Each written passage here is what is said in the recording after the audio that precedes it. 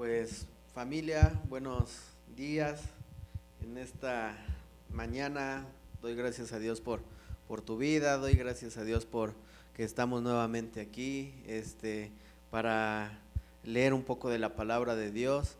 Y quiero animarte que compartas todos los videos, que compartas aún el evangelio, que no te quedes apagado, sino que el evangelio siga extendiéndose más y más y más, que ames a las personas, que ames a tu familia. Y pues en esta mañana vamos a orar para que Dios tome el control de este momento, para que Dios pues sea Él hablándonos a nuestros corazones. Pues Padre, en esta mañana te damos gracias, Señor, por este tiempo, Señor. Oramos, Señor, que tu Espíritu sea hablando a cada uno de nosotros, Señor, y que esta palabra, Señor, y que tu mensaje llegue cada vez a más y más personas, Señor. Hoy ponemos este tiempo en tus manos y ponemos también en tus manos cada persona que va a escuchar, Señor, sus corazones, Señor. Háblanos, quita todo estorbo en nosotros y que tu palabra se haga carne en nuestras vidas, Padre. Te damos gracias en el nombre de Cristo Jesús. Amén. Pues familia, en esta mañana vamos a hablar un poco de el libro de Hechos. Vamos a hablar un poco de lo que el Espíritu Santo, o cómo se movía el Espíritu Santo, o cómo se mueve en la iglesia, ¿no? Es bien padre estar escuchando las obras que hace, que un creyente puede hacer por el poder del Espíritu Santo. Y esta mañana pues yo quiero hablarte de esto, ¿no? Quiero hablarte de esto que Dios ha puesto en mi corazón, y quiero que pongas atención y quites todo estorbo. Y pues vamos a empezar. Yo creo que sabemos que un verdadero cristiano pues tiene el Espíritu Santo, ¿no? No hay como tal un verdadero cristiano que no tenga el Espíritu Santo. Entonces, vamos a empezar a leer desde Hechos en el capítulo 1. Ustedes ya conocen un poco de esto, ¿no? De la promesa que Cristo había dado, que iba a mandar al Espíritu Santo, ¿no? Y entonces dice en el 1:4, dice, estando juntos les mandó que no se fueran de Jerusalén, sino que esperasen la promesa del Padre, la cual les dijo: oísteis de mí, porque Juan ciertamente bautizó con agua, mas vosotros seréis bautizados con el Espíritu Santo, ¿no? Entonces esa era la promesa que Cristo había dado. Y dice en el 1:8, pero recibiréis poder cuando haya venido sobre vosotros el Espíritu Santo, y me seréis testigos en Jerusalén, en Judea, en Samaria y hasta lo último de la tierra. Y vamos a empezar ahí, ¿no? Vamos a parar tantito. Una cualidad que el Espíritu Santo da en un creyente es que el creyente es llamado para testificar. Es llamado para testificar. Acá dice que ¿para qué van a recibir poder? Para testificar. Le dice a los apóstoles que cuando el Espíritu Santo venga, entonces ellos van a poder testificar en Jerusalén, en Judea y en Samaria. Entonces, ese es uno de los puntos, ¿no? Uno de los puntos que quiero tocar, porque es importante saber realmente nosotros como cristianos que mora el Espíritu Santo en nosotros, ¿no? Estamos llamados, ¿no? A eso, a testificar. El Espíritu Santo nos lleva a testificar. Entonces, como primer punto, tenemos que testificar de Cristo, tenemos que llevar su evangelio a todos lados. Dice acá también hasta lo último de la tierra. Entonces, no solamente se quedó ahí, sino que los apóstoles y todos nosotros somos llamados a testificar en todas partes. Y es interesante porque yo puedo ver que cuando vino el Espíritu Santo y Pedro testificó, ¿no? Predicó y testificó, y estas personas, vamos a leer en el capítulo 2, en el versículo 5, dice: moraban entonces en Jerusalén judíos varones piadosos de todas las naciones bajo el cielo, y hecho este estruendo se juntó la multitud, y estaban confusos porque cada uno les oía hablar en su propia lengua, y estaban atónitos y maravillados diciendo: mirad, ¿no son galileos todos los que hablan? Y es interesante ver cómo el Espíritu Santo dio que hablasen en lenguas, pero ¿con qué finalidad era esta cosa, no? Con la finalidad de que se maravillaran todos los que estaban ahí. Dice que todos estaban confundidos y estaban atónitos y maravillados, y se preguntaban: ¿cómo puede ser esto, no? Entonces el Espíritu Santo te respalda. Cuando tú testificas, el Espíritu Santo siempre te respalda. Entonces debemos de testificar con esa seguridad, ¿no? Con esa seguridad de que el Espíritu busca aún unir al cuerpo de Cristo, cada vez todas las personas que tienen que ser salvas, ¿no? Y dice en el 2:14, ¿no? Lo que hablábamos, que Pedro testifica, dice: entonces Pedro, poniéndose en pie con los 11, alzó la voz y les habló diciendo: varones judíos y todos los que habitáis en Jerusalén, esto sea notorio y oíd mis palabras. Entonces Pedro testifica, el Espíritu Santo lo respalda con las lenguas que ellos hablaron. Y vamos a continuar en el 2:37. En el 2:37, otra de las obras que hace el Espíritu Santo en la iglesia es que trae convicción de pecado. Cada vez que tú sigues en el camino de Cristo, el Espíritu Santo siempre te viene revelando tu pecado, ¿no? Si fallaste, si hay algo que no has cambiado, si hay algo que está estorbando, el Espíritu Santo te lo revela.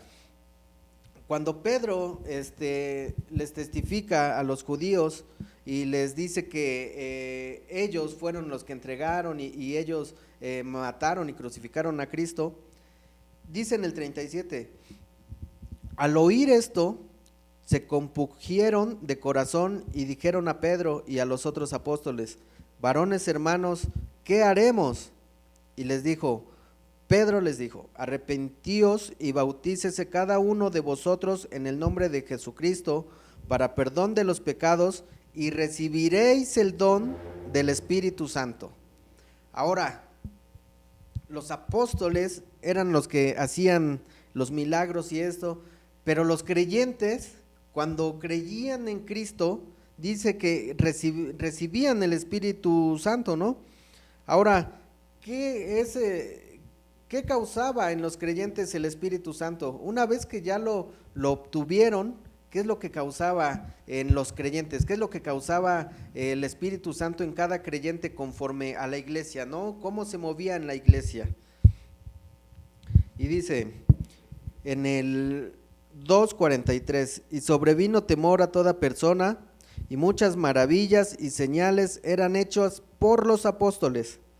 Todos los que habían creído estaban juntos y tenían en común todas las cosas, y vendían sus propiedades y sus bienes y los repartían a todos según la necesidad de cada uno. Y perseverando unánimes cada día en el templo y partiendo el pan en las casas, comían juntos con alegría y sencillez de corazón, alabando a Dios y teniendo favor con todo el pueblo. Y el Señor añadía cada día a la iglesia los que habían de ser salvos. Y es interesante ver cómo la predicación de los apóstoles, el Espíritu Santo los respaldaba. Dice aquí en el 2:43: y muchas maravillas y señales eran hechas por los apóstoles. Pero ¿qué hay de los otros que habían creído? Los apóstoles eran los que hacían los milagros, y ellos eran los que hacían maravillas y señales. Pero ¿qué pasaba con los que habían creído? Los que verdaderamente habían creído y tenían al Espíritu Santo, dice en el 44: todos los que habían creído estaban juntos. Para empezar, el Espíritu Santo en la iglesia une al cuerpo y dice que estaban juntos y tenían en común todas las cosas. Entonces, el Espíritu Santo tenía en un mismo sentir a todas estas personas que habían creído y habían sido salvas, y decía, y vendían sus propiedades y sus bienes y lo repartían a todos según la necesidad de cada uno. Y yo puedo ver cómo es bueno, cómo alegra el corazón ver que estas personas no tenían aún, habían perdido el amor a sus propias propiedades, y creció el amor hacia las demás personas. Tenían misericordia, y dice, vendían sus propiedades y sus bienes y lo repartían a todos según la necesidad de cada uno. No buscaban su propia necesidad, sino buscaban ayudar la necesidad de las demás personas que estaban en el cuerpo de Cristo. Entonces podemos ver cómo el Espíritu de Dios respaldaba a los apóstoles con maravillas y señales, y todos los que creían, la obra que estaba haciendo en la iglesia era eso. Todos tenían en común todas las cosas, todos se preocupaban por todos, y dice en el 46, y perseverando unánimes cada día en el templo, y partían el pan en las casas, y comían juntos con alegría y sencillez de corazón.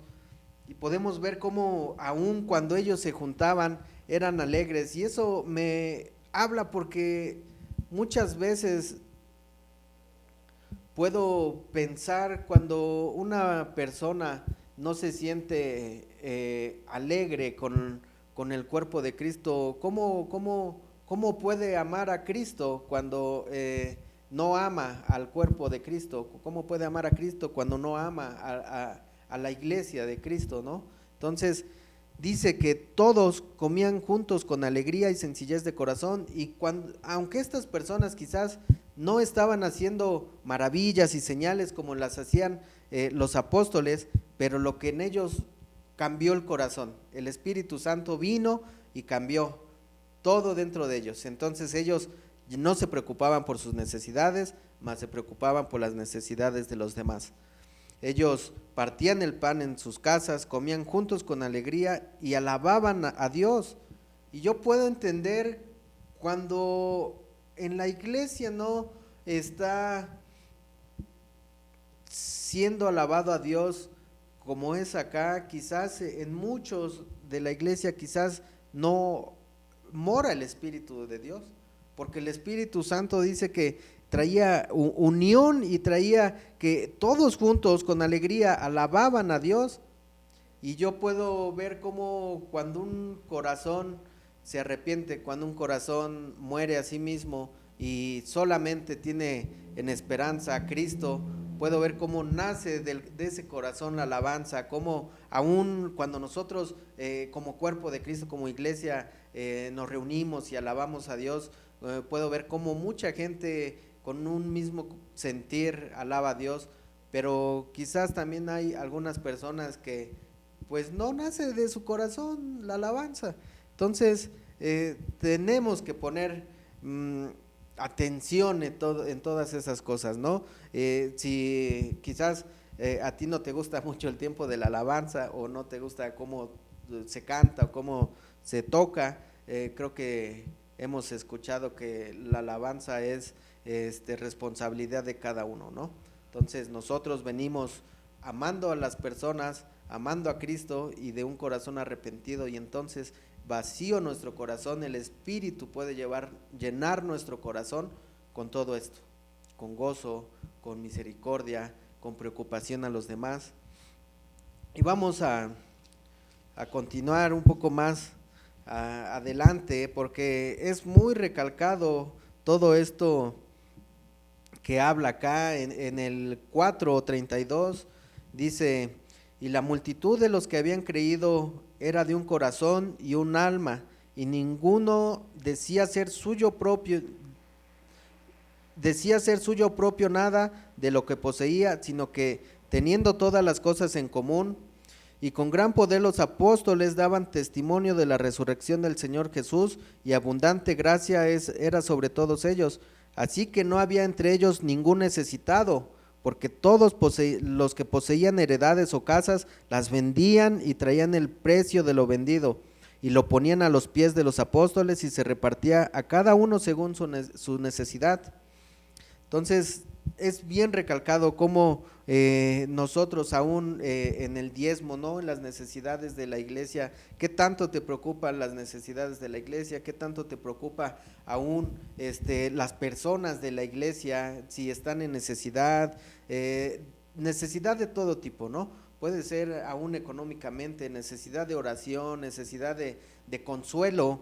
Aquí adelantito en el 4:36 de Hechos dice: entonces José, a quien los apóstoles pusieron por sobrenombre Bernabé, que traducido es hijo de consolación, levita natural de Chipre, como tenía una heredad, la vendió y trajo el precio y lo puso a los pies de los apóstoles. Y podemos ver cómo esta persona de Bernabé, que también tenía el Espíritu Santo, dice que se llamaba José, pero tenía por sobrenombre Bernabé, lo que traducido es hijo de consolación.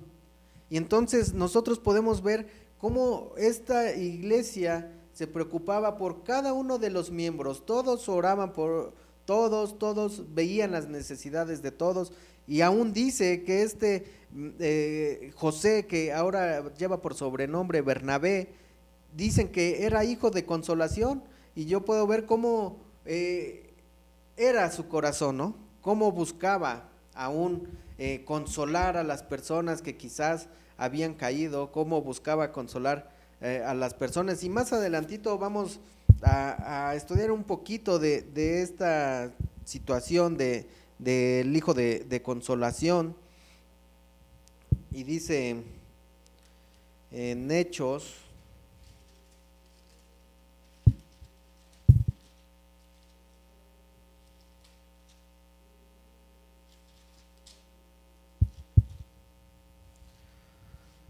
dice en Hechos 13, me parece. Ajá, acá está. En Hechos 13 dice, ya Pablo aquí ya se había convertido, y dice: había entonces en la iglesia que estaba en Antioquía profetas, maestros: Bernabé, Simón el que se llamaba Níger, Lucio de Cirene, Manaén el que se había criado junto con Herodes el tetrarca, y Saulo. Ministrando estos al Señor y ayunando, dijo el Espíritu Santo: apartadme a Bernabé y a Saulo para la obra a que los he llamado. Entonces, habiendo ayunado y orado, les impusieron las manos y los despidieron. Ellos entonces, enviados por el Espíritu Santo, descendieron a Seleucia y de allí navegaron a Chipre, y llegados a Salamina anunciaban la palabra de Dios en las sinagogas de los judíos. Y dice algo: tenían también a Juan de ayudante. ¿Quién era Juan, no? Juan era hijo de una que se llamaba María. Dice incluso en el 12:12 dice: cuando Jacobo muere y Pedro es encarcelado y el Espíritu Santo, el ángel del Señor libera a Pedro, entonces Pedro llega a la casa de una tal María, y dice: y habiendo considerado esto, llegó a casa de María, la madre de Juan, el que tenía por sobrenombre Marcos, donde muchos estaban reunidos orando. Entonces esta persona a la que Bernabé y Saulo llevaron en su primer viaje misionero era Marcos.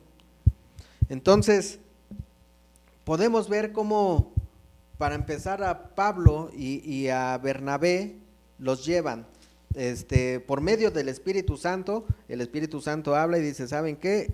Apártenme a Bernabé y a Pablo. Y digo, todos sabemos quién es Pablo, ¿no? Pero Bernabé, ¿por qué Bernabé? ¿Por qué iba Bernabé? Yo puedo ver cómo el corazón de Bernabé era igual como dice su sobrenombre, ¿no? Su significado, hijo de consolación. Pero más adelante, en el 13:13, dice, habiendo zarpado de Pafos, Pablo y sus compañeros arribaron a Perge y a Panfilia, pero Juan, apartándose de ellos, volvió a Jerusalén. El mismo Juan que llevaba a Pablo y Bernabé, se apartó de ellos.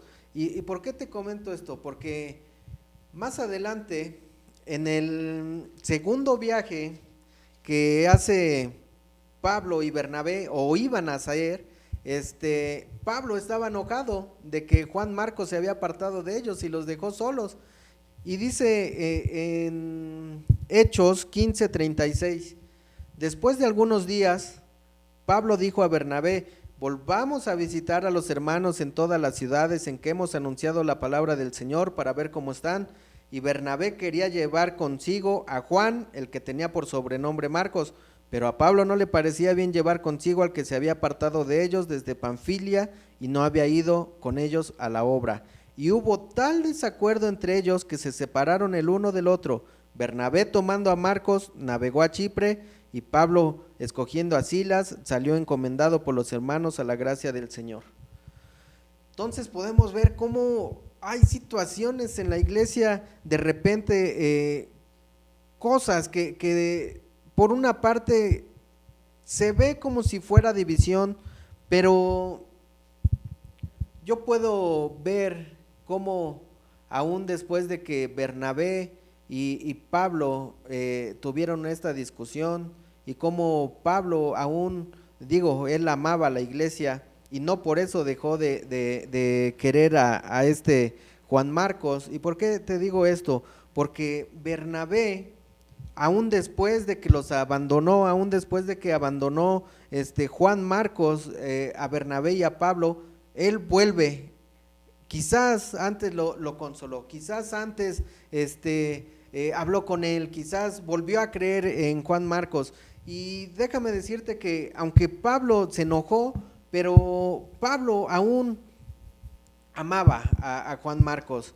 Y en una de sus cartas a Timoteo, en la segunda de Timoteo, aun cuando él se está despidiendo, y está muy padre esto del capítulo 4, pero vamos a leer nada más el 4 al 9. Dice, instrucciones personales que da Pablo, dice, procura venir pronto a verme, porque Demas me ha desamparado amando a este mundo y se ha ido a Tesalónica. Crescente fue a Galicia y Tito a Dalmacia. Solo Lucas está conmigo. Toma a Marcos y tráele contigo, porque me es útil para el ministerio. Entonces podemos ver cómo aún después de que hubo altercado entre ellos dos, cómo aún Pablo después le hace llamado, ¿no? Después dice, tráelo contigo porque es útil para el ministerio. Y yo en esta mañana, familia, quiero poner eso, ¿no? Poner en claro cómo se movía la iglesia, el Espíritu Santo en aquellos que eran creyentes, en aquellos que empezaron la iglesia de Cristo, cómo todos eran unánimes. Y yo puedo ver cómo el patrón que había en ellos era el amor que perdonaba, el amor que se preocupaba por los demás, el amor que consolaba a los demás, el amor que cubría multitud de pecados. Y yo quiero animarte a eso, familia, que si tú eres una persona llena del Espíritu Santo, que busques y que ames a la iglesia, que el Espíritu Santo busca la unidad, que el Espíritu Santo busca consolar a aquellos que quizás han caído, que el Espíritu Santo aún nos da convicción de pecado, que el Espíritu Santo nos lleva a someternos, que el Espíritu Santo nos lleva a vaciarnos de nosotros mismos para poder ser mansos, para poder ser humildes.